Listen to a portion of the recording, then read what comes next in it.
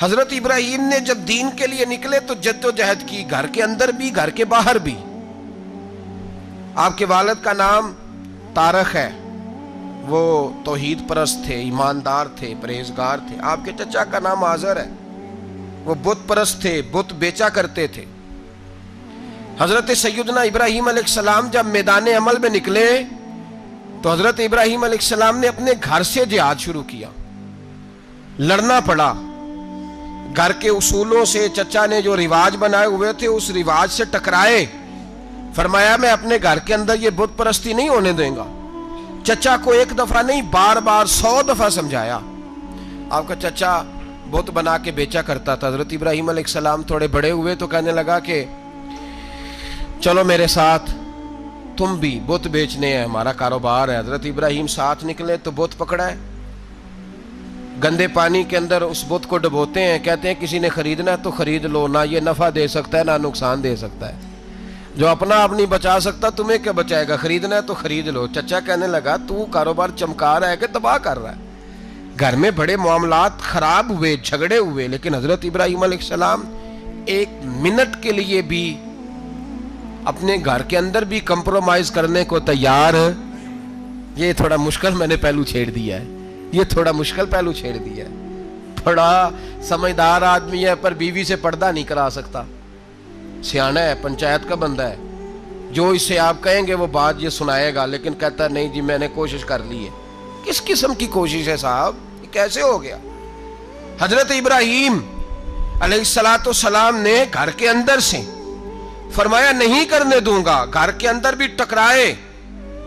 فرمایا تم جو بھی ہو، پاش کیا چچا کے اصولوں کو، اور باہر جب نکلے تو صرف علاقے کے چیئرمین سے نہیں ٹکرائے، ایم پی ایم این اے وزیر مشیر سے نہیں ٹکرائے، سپر پاور نمرود دنیا کا واحد حکمران تھا اس وقت، دوسرا کوئی حکمران ہی نہیں تھا، اکیلے حکمران سے جا کر ٹکرائے، کوئی ساتھ فوج نہیں تھی، کوئی ساتھ ان کے طاقت بظاہر دنیا داری کی کوئی نہیں تھی، پر حضرت ابراہیم جا کے ٹکرائے۔ اور میرے رسول پاک صلی اللہ علیہ وسلم نے سند بیان کی، فرمایا افضل الجہاد کلمۃ الحق عند سلطان الجابر۔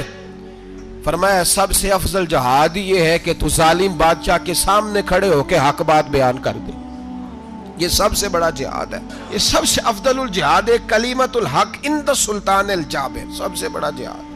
حضرت ابراہیم کھڑے ہو گئے، سپر پاور سے ٹکرائے۔ یہاں ہم لوگ حکمتوں کا شکار ہیں، دیکھیں گے، کریں گے، سوچیں گے، اور مولوی صاحب کو ویسے کہتے ہیں آپ پرہیز کریں سیاسی باتوں سے۔ بھئی اللہ کے ہر نبی نے جا کے وقت کے ظالم حکمران کو لتاڑا ہے، للکارا ہے، یہ تو مشن انبیاء ہے۔ حضرت سیدنا ابراہیم علیہ السلام نے جو اس کو جا کے کہا کہ تو جھوٹ بولتا ہے، تو جھوٹا ہے، تو خدائی کا دعویٰ کرتا ہے، تو بہت بڑا ظالم ہے، اور قرآن مجید نے اس ساری بات کو بیان فرمایا۔ حضرت ابراہیم علیہ السلام سے کہنے لگا میں رب ہوں، تو آپ نے فرمایا میرا رب تو وہ ہے جو زندہ کرتا اور مارتا ہے، تو پھر آپ حق بات بیان کریں گے تو اللہ مارے گا کہ بندہ مارے گا؟ کچھ بھی نہیں ہوتا، کیونکہ زندگی موت کس کے ہاتھ میں ہے؟ اللہ کے ہاتھ میں، زندگی موت اللہ، کچھ بھی نہیں ہوتا۔ انسان صحیح سمت کا تعین کرے اور صحیح چلے۔ حضرت علی شیر خدا سے کسی نے کہا تھا کہ آپ کے بڑی دشمنی ہے، کوئی محافظ رکھ لیں۔ آپ فرمانے لگے موت خود بہت بڑی محافظ ہے، وقت سے پہلے آتی ہی نہیں، بڑی محافظ ہے وقت سے پہلے۔ علامہ نورانی رحمۃ اللہ تعالیٰ علیہ کراچی جیسے شہر میں رہا کرتے تھے، جہاں گام پہ خطرہ تھا۔ لوگوں نے کہا حضرت اتنے بڑے لیڈر ہو، آپ کی جماعت کی 62 سیٹیں ہوئی قومی اسمبلی میں، ایک ایسا وقت بھی آیا تو کوئی ایک آدمی بندوق والا۔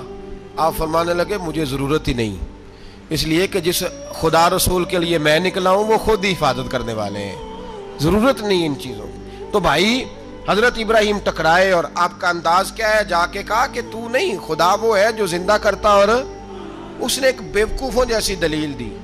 ایک آدمی کو کل پھانسی دینی تھی تو اس کو بلایا، کہنے لگا تجھے کب پھانسی ہے؟ اس نے کہا کل۔ کہنے لگا جا تجھے آزاد کیا، زندگی دی، اس کو چھٹی دے دی۔ ایک عام آدمی بیچارہ بیٹھا تھا، اس کو پکڑ کے نا کہنے لگا اس کی گردن اڑا دو، کہنے لگا دیکھ لو میں بھی زندہ کرتا اور مارتا ہوں۔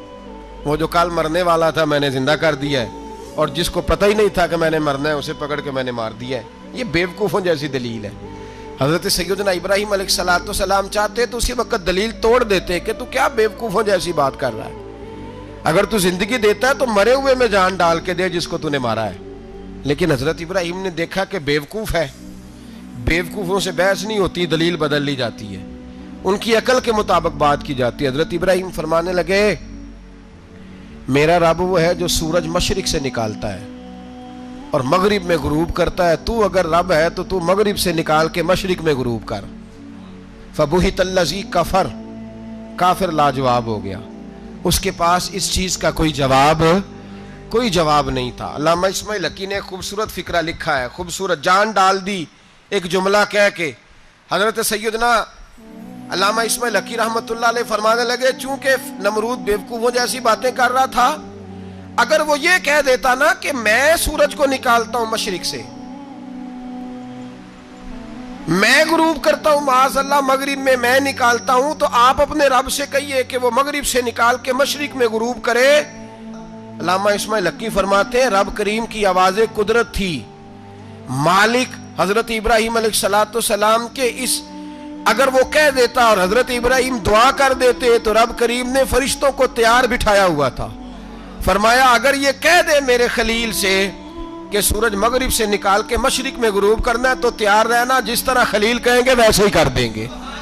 واتخذ اللہ ابراہیم خلیلا، ابراہیم ہمارا دوست جو ہوا، جیسے کہے گا ویسے کر دیں گے۔ حضرت سیدنا ابراہیم علیہ السلام کی باتوں کا جب جواب نہ دے سکا، دلیل نہیں بندہ دیتا، پھر لڑائی کرتا ہے، پھر جھوٹے موٹے اعتراض کرتا ہے۔ دلیل ختم ہوتی ہے تو لوگ ذاتیات پہ اترتے ہیں، کہتے ہیں یہ کھانستا صحیح نہیں، دیکھتا صحیح نہیں، دلیل ختم۔ اب ذاتیات پہ اترے، کہنے لگے مجھے پتہ چلا ہے کہ یہ فلانی جگہ گیا تھا تو وہاں جا کے اس نے اس طرح کیا ہے۔ پھر لوگ ذاتیات پہ اترتے ہیں، جب دلیل کا جواب دلیل سے نہیں دے پاتے پھر ذاتیات پر اتر کر حملے کرتے ہیں۔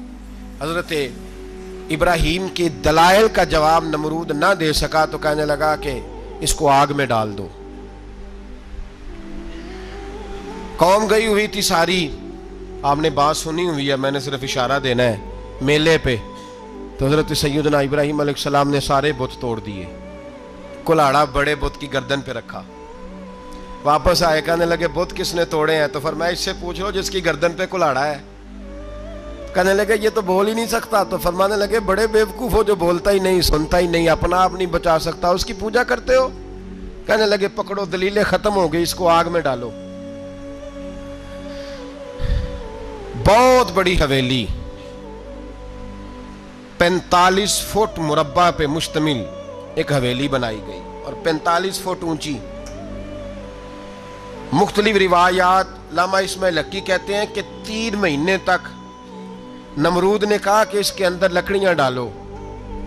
لوگ پوچھنے لگے کتنی دنیا جلانی ہے؟ کہنے لگا بندہ تو ایک جلانا ہے پر بندہ بڑا تگڑا ہے، ایک بندہ۔ 3 مہینے لکڑیاں ڈالی گئیں، اور لوگوں کی جو تہمات ہوتی ہیں نا وہ بڑی عجیب ہوتی ہیں۔ تہمات میں نے بڑی تفصیل سے رمضان المبارک میں گفتگو کی تھی، بدشگونی، تہمات لوگ لیتے ہیں۔ اس وقت بھی لوگ تہمات کا شکار ہو گئے، عقیدہ بگڑ جاتا ہے تو وہ عجیب و غریب باتیں کرنے لگتا ہے، تہمات کا شکار ہو گئے۔ بیبیاں نظر مانتی، میں بیمار ہوں اگر صحیح ہو گئی تو اتنے من لکڑی دوں گی حضرت ابراہیم کی آگ جلانے کے لیے۔ ایک عورت لے کے جا رہی ہے لکڑیاں، تو ایک نیک دل آدمی نے اس سے پوچھا کہاں جا رہی ہو؟ کہنے لگی میں نے منت مانی تھی تو حضرت ابراہیم علیہ السلام کو معاذ اللہ جلانے کے لیے لکڑیاں لے کے جا رہی ہوں۔ تو وہ رب کریم کے بندے کہنے لگے تو ڈھونڈتی رہے گی، تجھے وہ جگہ ملے گی نہیں۔ وہ بی بی کئی مہینے گھومتی رہی، جگہ ہی نہیں ملی جہاں لکڑیاں ڈالنی، ماری گئی۔ تہمات کا شکار ہوئے بہت سارے لوگ، تہمات کا۔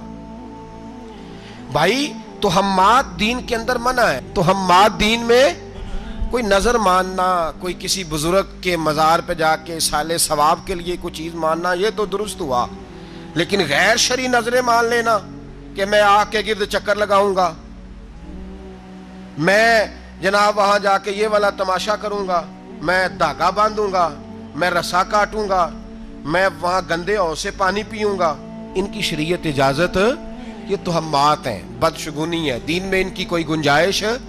آپ نظر ماننے سے پہلے بھی کسی عالم سے رابطہ کریں کہ میں منت مانگنے لگا ہوں تو کیسے ماننی چاہیے، اس کا طریقہ پوچھیں. ایسے ہی غلط چیز کی منت تھوڑی مان لی جائے گی. بہرحال آمدام برسرے مطلب حضرت ابراہیم کے لیے آگ جلائی گئی. 45 فٹ اونچی آگ ہے، پرندہ بھی اوپر سے گزرتا ہے تو نیچے گر جاتا ہے جل کے. اتنے دن لگا کے آگ جلائی گئی. اب حضرت ابراہیم کو جلایا جانے لگا ہے. یہاں تو موجیں ہے نا، جو کسی ادارے کا سربراہ ہے اس کے لیے موج ہے، کسی جگہ آفیسر بن گیا تو موج ہے، پیر صاحب کے لیے موج ہے، علامہ صاحب کے لیے موج ہے، خطیب صاحب کے لیے موج ہے. جلنا کس کو پڑتا ہے؟ وہاں علی کوئی نہیں رہا اللہ ماشاءاللہ. وہ لوگ گزر گئے جو تکلیفیں سہ کے کام کرتے تھے، گزر گیا زمانہ. حضرت سیدنا ابراہیم علیہ السلام کو جلایا جانے لگا ہے تو اب اتنی بڑی آگ ہے تو ڈالیں کیسے؟ شیطان نے تجویز دی کہ منجنیق بناؤ. منجنیق بڑے بڑے بانس باندھ کے ان کے نیچے رسا باندھو.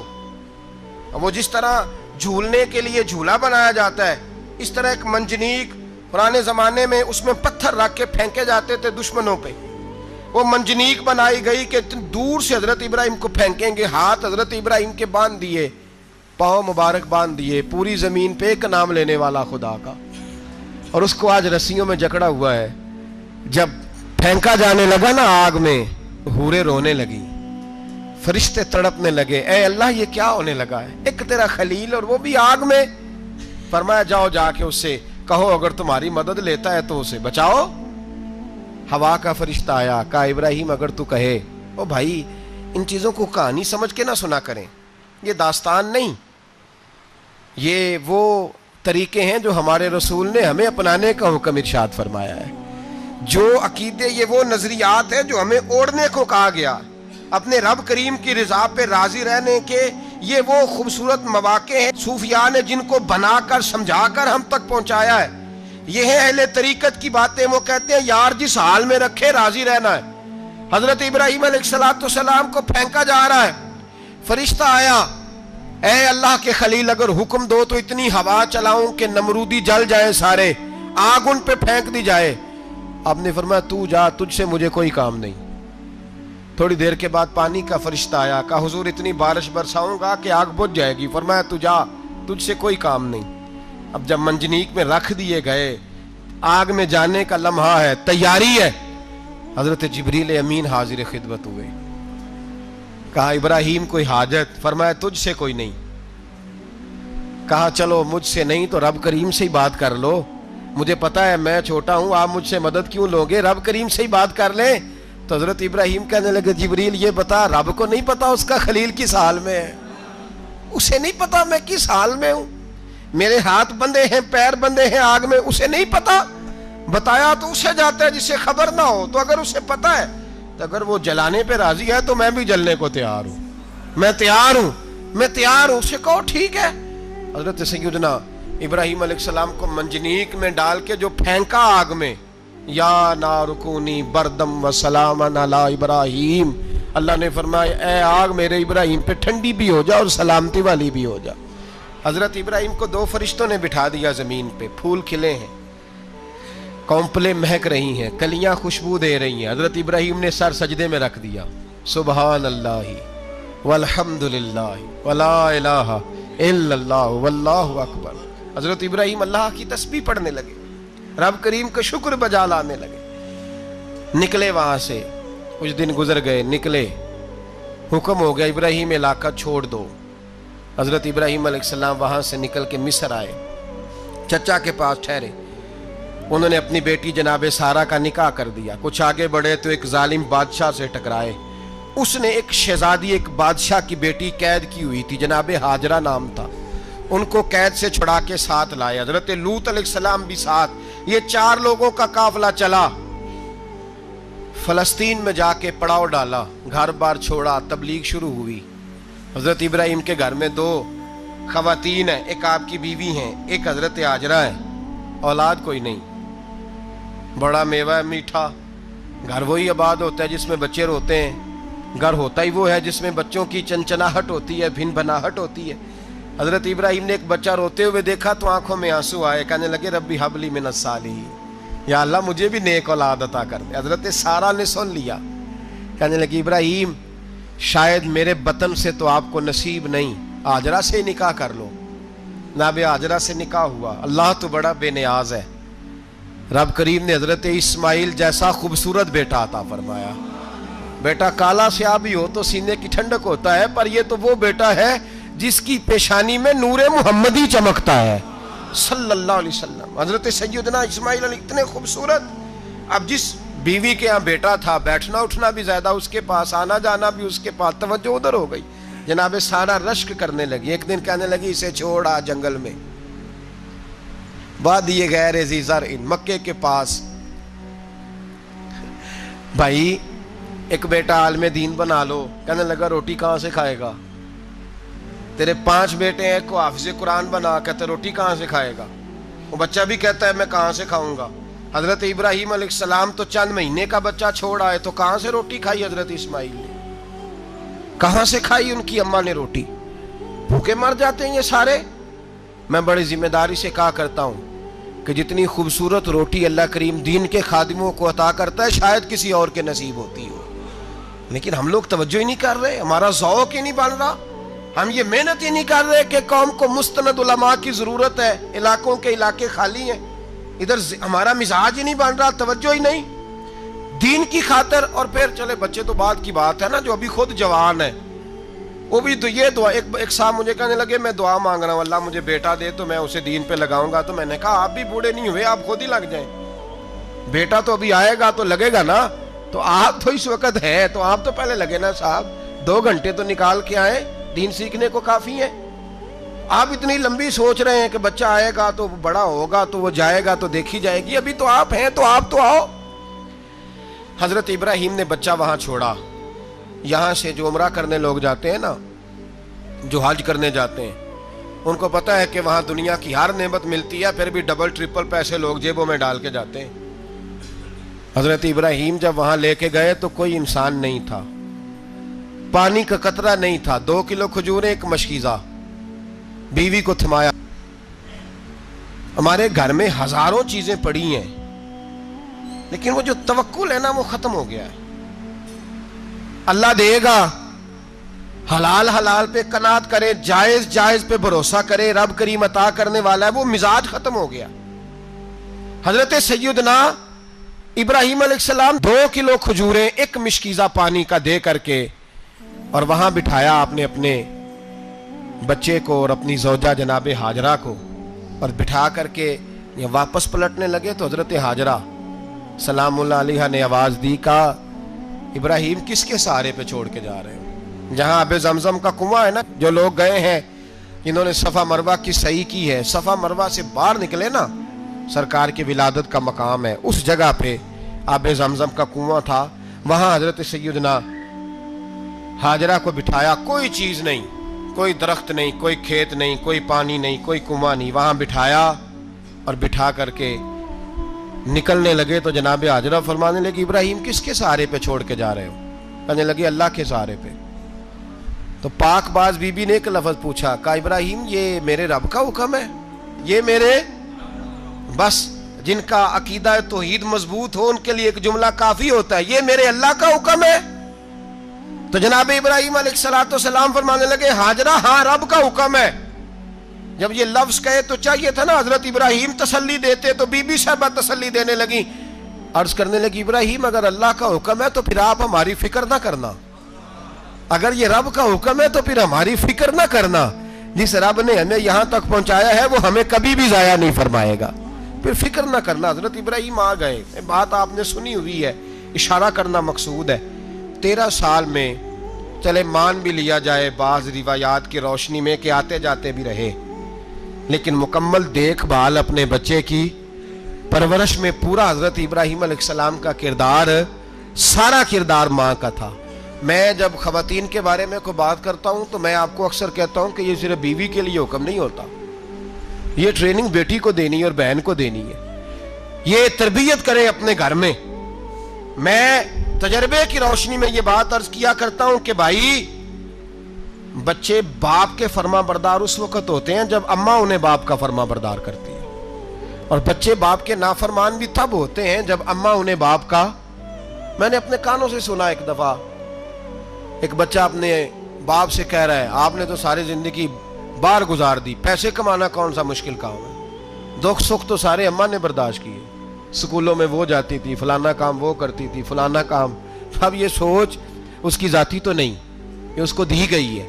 اور اگر اس کو یہ سوچ دے دی جائے کہ اماں کہے کہ میں تو اپنوں میں رہی ساری زندگی، میں نے تو اپنوں میں وقت گزارا، اور تیرا باپ تو کئی دفعہ جنازے بھی نہیں پڑھ سکا، اس نے تو ماں باپ ایسے دفن کر دیے، وہ اگر یہ سوچ فراہم کرے تو پھر بچہ باپ کا فرما بردار ہوتا ہے۔ اور یہ والی روایتیں ہم بیوی کو سناتے ہیں، حالانکہ کس کو سنانی چاہیے؟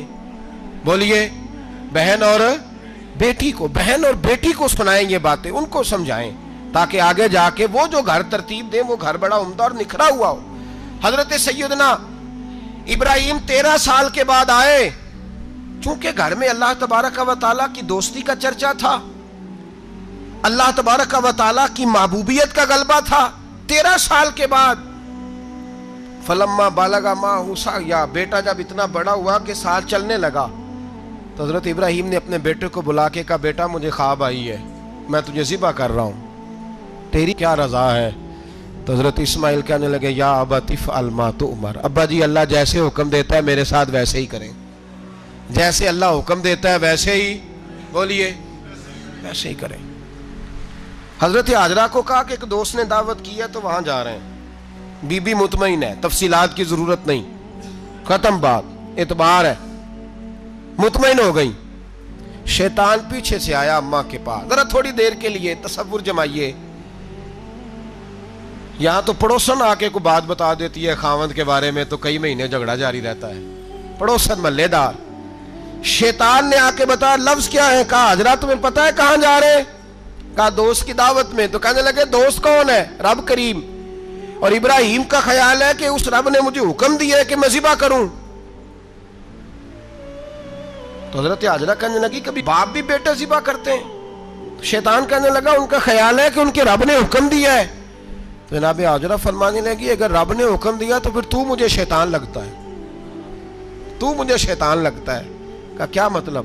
فرمانے لگی اگر رب کریم کا حکم ہے تو میرے پاس ایک اسماعیل ہے، اگر 1000 بھی ہوتے میں سارے اللہ کے راستے میں پیش کر دیتا، دے دیتی، مالک کا ہی تو ہے سارا کچھ، اسی کا ہے، اس میں لیت اللہ کی کیا گنجائش؟ حضرت سیدنا ابراہیم علیہ السلام نے بیٹے کے حلق پہ چھری رکھ بھی دی اور چھری چلا بھی دی، رکھ بھی دی، اور وہ تو اللہ کریم نے فرمایا یا ابراہیم قد صدقت الرؤیا، ابراہیم تو نے خواب سچا کر دکھایا، وہ قیامت تک تیرا نام رہے گا۔ حضرت ابراہیم نے وطن بھی دیا، جان بھی دی، بیٹا بھی، اللہ کریم نے دمبے دیے، فرمایا یہ فدیہ ہے۔ اب یہ قربانی قیامت تک حضرت ابراہیم کے طریقے کے مطابق جاری ہے۔ حضرت ابراہیم بہت بڑے مہمان نواز تھے، بہت بڑے۔ آپ جب مصر میں قیام تھا تو بڑے بڑے لمبے چوڑے لنگر پکتے تھے، لوگ آیا جایا کرتے تھے، بڑا تفصیل کے ساتھ کھانا ہوتا تھا۔ مہمان نوازی آپ کی خاص صفت مبارکہ ہے، ہمارے ہاں بھی مہمان نوازی ہوتی ہے امیروں کی، بلکہ اب تو مہمان نوازی اس طرح کی ہے کہ کل تیری میرے پاس دعوت ہے اور پرسوں میری تیرے پاس ہے، وہی امیروں میں وہ چکر رہتا ہے، پارٹیاں دوست ایک دوسرے کو ڈالتے ہیں، تیری طرف پارٹی تیری طرف، اور اسی انداز میں اب یہ عید آئے گی نا ٹکا پارٹیاں ہوں گی جگہ جگہ، اور لوگ سوال پوچھنے لگے ابھی سے، کہتے ہیں قربانی کا کتنا گوشت گھر رکھنا جائز ہے؟ قربانی کا کتنا گوشت گھر رکھنا جائز ہے؟ سارا ہی جی، اس لیے فریزر لے لے، فریج سے نہیں کام چلے گا، سارا ہی جائز گھر رکھنا، سارا ہی جائز ہے، رکھ لیں۔ او خدا کے بندے، قربانی وہ بندہ دیتا ہے جو سارا سال ہی گوشت کھاتا ہے، صحیح کہہ رہا ہوں؟ قربانی صاحب نصاب، صاحب استطاعت بندہ دیتا ہے نا، تو وہ سارا سال ہی گوشت، تو سارا گھر میں رکھنا بھی جائز ہے، لیکن سارا دے دینا بھی، تو جو آ رہی ہے اس پہ کیوں توجہ کرتے ہو؟ جو دوسرا جائز ہے اس پہ کیوں نہیں عمل کرتے؟ سارا تقسیم کر دیں، بات ختم ہوئی۔ یقین کریں محرم میں جا کے دوست ٹیلی فون کر کے سوال پوچھتے ہیں، کہتے ہیں صاحب سنا ہے قربانی کا گوشت محرم میں کھانا جائز نہیں، میں کہ نہیں ربیع الاول چ بھی جائز جی، رجب رمضان تک کھاؤ، کوئی بندہ نہیں منع کرتا، اس لیے کہ کسی کو دینا تو پسند ہی نہیں، یا پھر اس میں سے جو خاص چیزیں ہیں وہ اپنی فریج میں اور باقی جو ہے وہ دوسروں کے لیے۔ یہ کیا طریقہ ہے ہمارا؟ اور اسی پہ عمل ہے. اللہ تبارک و تعالی ہمیں سمجھنے کی توفیق عطا فرمائے. حضرت ابراہیم بہت بڑے مہمان نواز تھے. صرف قربانی نہیں دیتے تھے, سارا سال بہت سارا لنگر, بہت سارا کھانا پینا, بہت ساری چیزیں جاری رہتی تھی. اور جتنے غریب لوگ تھے فلسطین کے, ان کو پتا تھا کہ حضرت ابراہیم علیہ السلام کا لنگر جاری ہے. فلسطین میں جب آپ کا قیام تھا, ایک دفعہ ڈھیروں مہمان آ گئے اور کھانے کو کوئی چیز نہیں. حضرت سارہ اور جناب ہاجرہ دونوں اس وقت موجود تھیں. وہ کہنے لگی ابراہیم بہت سارے مہمان آ گئے تو کیا کریں؟ جناب سارہ کہنے لگی کس طرح کر کے ان کی مہمان نوازی کرنی. اور حالات یہ ہیں کہ قحط پڑا ہوا ہے فلسطین میں, مصر میں, دور دراز علاقوں میں. تو حضرت ابراہیم کہنے لگے یہ اللہ کے مہمان ہیں اور ہمیں رب کریم کا بندہ سمجھ کے آ گئے, اللہ ہی بندوبست کرے گا. فرمانے لگے میرا مصر میں ایک دوست ہے, وہ قحط کے دنوں میں غلہ جمع کر لیتا ہے, میں اس کی طرف پیغام بھیجتا ہوں, مجھے امید ہے وہاں سے غلہ ملے گا. 2 3 5 اونٹ والے غلام بلائے اور ان کو کہا کہ جاؤ غلہ لے آؤ مصر کے دوست سے. وہ لوگ کہتے ہیں ہم غلہ لینے گئے, وہاں جب پہنچے تو حضرت ابراہیم خلیل اللہ علیہ السلام کا پیغام دیا تو آپ کا وہ دوست کہنے لگا غلہ تو بے شمار تھا, مجھے خبر نہیں تھی کہ حضرت ابراہیم کا پیغام آئے گا, تو میں تو سارا تقسیم کر چکا ہوں. لوگ لے گئے, اب تو کوئی شے نہیں. اب وہ خالی آ گئے 5 کے 5 اونٹ. جب خالی آئے تو حضرت ابراہیم کی حویلی کی دیواریں چھوٹی چھوٹی تھیں. ان غلاموں میں سے, خادموں میں سے, آپ کے ان چاہنے والوں میں سے ایک کہنے لگا یار وہ غریب تو انتظار کر رہے ہوں گے کہ غلہ لینے گئے ہیں, ہمیں روٹی ملے گی. چھوٹی چھوٹی دیواریں ہیں, وہ جب دیکھیں گے نا خالی آ گئے تو انہیں تکلیف ہوگی. اس طرح کرو بوریوں میں ریت بھر لیتے ہیں, ریت بھر کے لے جاتے ہیں, بعد میں اندر رکھ کے انہیں سمجھا بہلا لیں گے یا حضرت ابراہیم کو بتائیں گے, وہ خود ہی ان لوگوں کی دل جوئی فرمائیں گے. اب غلہ کی جگہ ریت بھر کے اونٹوں پہ رکھ کے لائی گئی. لا کے بوریاں جب رکھ دی گئیں, حضرت ابراہیم علیہ السلام دوپہر کے وقت آرام فرما رہے تھے. بی بی سارہ اٹھی, کہتی ہیں جب میں نے دیکھا نا کہ بوریاں پہنچ گئی ہیں تو گئی, غلام کو ساتھ لیا اور اس کو جب کھولا نا تو کہتی اتنی حسین گندم میں نے پہلے کبھی دیکھی نہیں تھی, اتنا پیارا دانا میں نے کبھی ملاحظہ ہی نہیں کیا تھا. فرماتی ہیں جب اس کو پیس کر چکی میں روٹیاں پکائیں تو خوشبو دور دور تک پھیل گئی, اعلیٰ غذا بنی, بڑے بڑے کھانے بیبیوں نے مل کے پکائے, چن دیے گئے. حضرت ابراہیم اٹھے تو لوگ کھانا کھا رہے ہیں, سجدہ شکر ادا کیا, اور جب سجدے میں گئے تو وہی آنے لگی, پھر رونے لگے. جب پلٹ کر باہر تشریف لائے تو جناب سارہ کہنے لگی ابراہیم تمہارا مصری یار بڑا اچھا ہے, اس نے اتنی اعلیٰ گندم بھیجی ہے کہ اتنی تو میں نے پیاری گندم کبھی دیکھی نہیں. جناب ابراہیم مسکرائے, فرمانے لگی سارہ یہ مصری یار نے نہیں بھیجی, یہ میرے عرشی یار نے بھیجی ہے, یہ میرے عرشی یار نے بھیجی ہے. بھائی مہمان نوازی مزاج تھا, ہاتھ لٹا دینا مزاج تھا, دوسروں کی اشک شوئی مزاج تھا. حضرت ابراہیم علیہ السلام کا طریقہ ہے قربانی, حضور نے ان کا طریقہ بیان کیا.